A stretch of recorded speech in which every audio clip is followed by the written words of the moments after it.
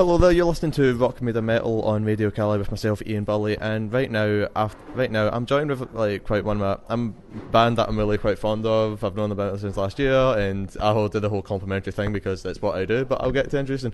I'm interviewing Kopek right now. Could you introduce yourself, man? Yeah, my name's Dan, singer with Kopek. And just for people out there who don't really know who Kopek are and whatnot, can you give some description of it? It's just like straight ahead kind of rock and roll music. We're a three-piece band. Very honest, really focus on the songs. That kind of a very kind of aggressive live show as well. So that's really it in a nutshell, I suppose. Well, hey, are you expecting that? Are you going to kind of show that in this kind of intimate venue, the Tuts then? Yeah, of course. Yeah, we can't wait. We've heard about this place so many times. So many great people have been here, so it's class for us. First time in Scotland, and then to come here first as well. It's just kind of, we're really happy about that. We're excited. I'm sure you'll, like I said, man, I'm sure you'll love it. But there's the album that you're supporting right now. Could you give us some brief details on that you're going to be performing? White Collar Lies is the name of the album. We don't have so much time tonight to play. We can't really kind of play the whole album, but we'll play maybe 6 or 7 songs, I think. Just kind of the more up-tempo ones off the record. The record is called White Collar Lies. There's a couple of songs that kind of tie into that idea. We really wanted to make a record that was 12 songs that could stand alone, and also they kind of tied in together. So we felt that there wasn't really a lot of that around at the moment. It's like a couple of singles, and then the rest of the album is just filler. So we really wanted to make an album that you can listen to from start to finish, and each song can live on its own. And then I think we kind of got there. Hopefully, I think. Hopefully so, man. But so is that kind of way? It's not just like a singles album; it's an album in the sense that each song kind of fades into one another, and it does that. Yeah. Well, that's what we wanted to do, But I think that even each song could probably be a single. They're all really well crafted, but the idea was just to not have kind of clones of other songs on it, and you hear a lot of that nowadays. You get 2 singles, and then there's 7 or 8 songs that sound like that on the album, and we didn't want to do that. We wanted each song to have its own life, but yet there's a common thread running through them as well. Okay, cool. Well, can you give us an example of maybe 2 songs? I mean, we could take your lead track, for instance, Love Is Dead, and maybe another track that was up. Well, kind of, would be like White Collar Lies, Subhuman, and Sin City would be kind of the ones that would kind of tie in together with the same ideas. Love Is Dead it's a similar kind of sentiment, because one day we were in the rehearsal studio, pissed off, no money, no jobs, no record deal.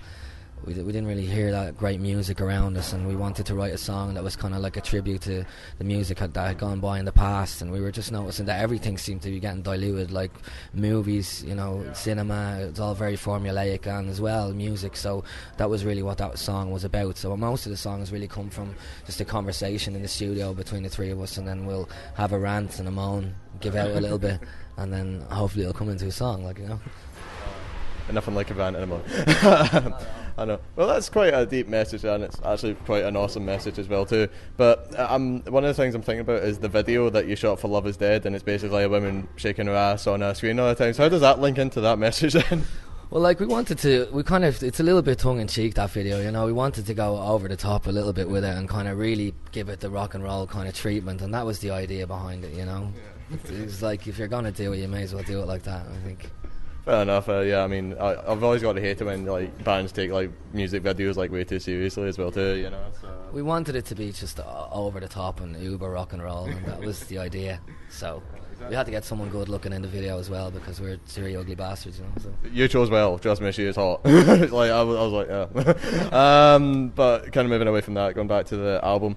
One of the things that I noticed about it was the kind of who you got to engineer it, the team behind it was really impressive. You're Grammy nominated, I've got the name here, Tom Lord Algie, if I was saying that right. Yeah, you had this team behind you and had so many other people behind you as well too. I mean, how did that kind of come about?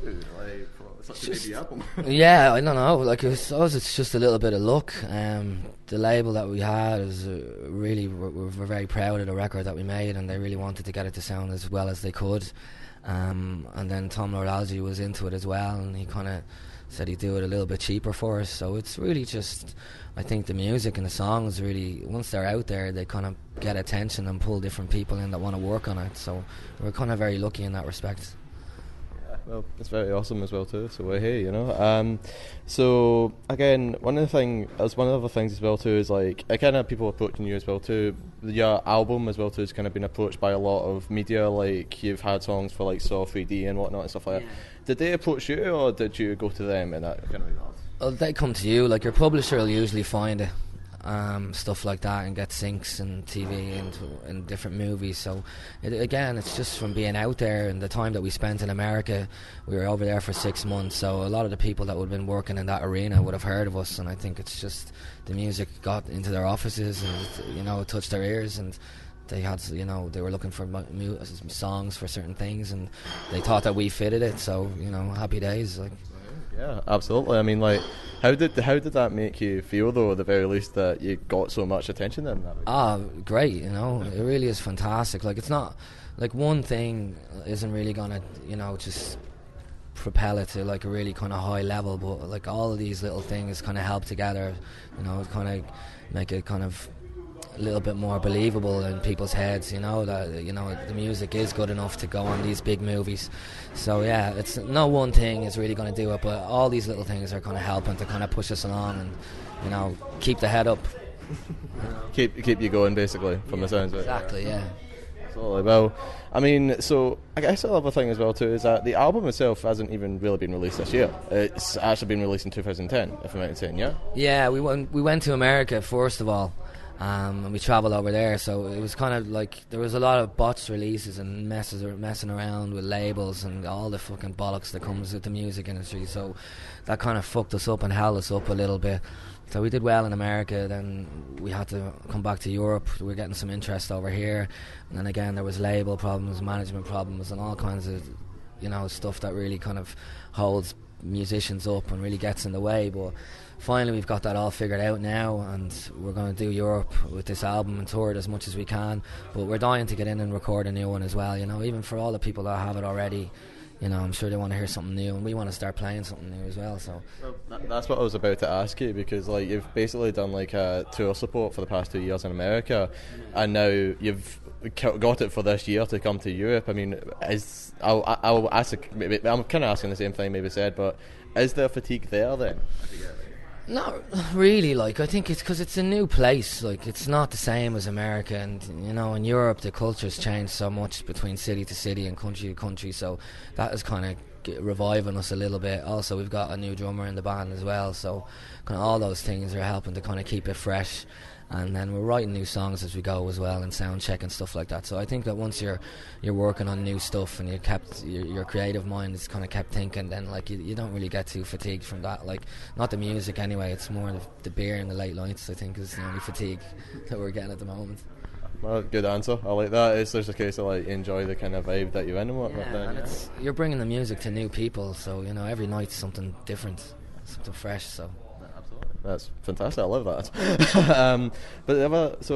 And based on that, then, so you're kind of talking about like writing new stuff as well too. Then, so when is there kind of like any obviously you can't really say there's like going to be a plan if it's going to be released or not, but is there a plan of when it's going to be released or not? Yeah, there's a loose plan at the moment. We're going to go and do a headline tour in March in Germany next year, and we'll go home now after this leg just at the start of December, and we're going to go home and write a little bit and get the songs together for the record, and then I think we'll record them in probably maybe April, May kind of time, and then hopefully it'll be out then like the end of the summer, hopefully earlier. Well, hey, so like just to quickly ask then, I mean, like, what's the kind of new? What's the new sound then going to be like? Is it going to be more kind of be an upgrade of what you have now, or is it going to try some new elements if you kind of get? Yeah, I'm sure we will. Like, there's songs that we have now, they're written, but they're kind of in their basic form, and I'm dying just to get into the studio and see how it's going to turn out. I'd say it'll be a little bit rockier, I'm sure, but there will be some ballads on it too. Because that's like we like to show off what you can do. Like, you don't want to just do the one kind of thing. But I'd say it will be kind of more the similar kind of well-written songs, and that's really where our focus is. Like, it's on the song. So I can't tell you what it's going to sound like. I'm excited too. I don't know what it's going to be like. Pretty sure a lot of people are as well too in that regard. So, well, I'll tell you what, we're kind of coming round to the end as well too, but obviously Christmas is coming up and whatnot, so I was just want to ask, like, what kind of Christmas plans you got coming up?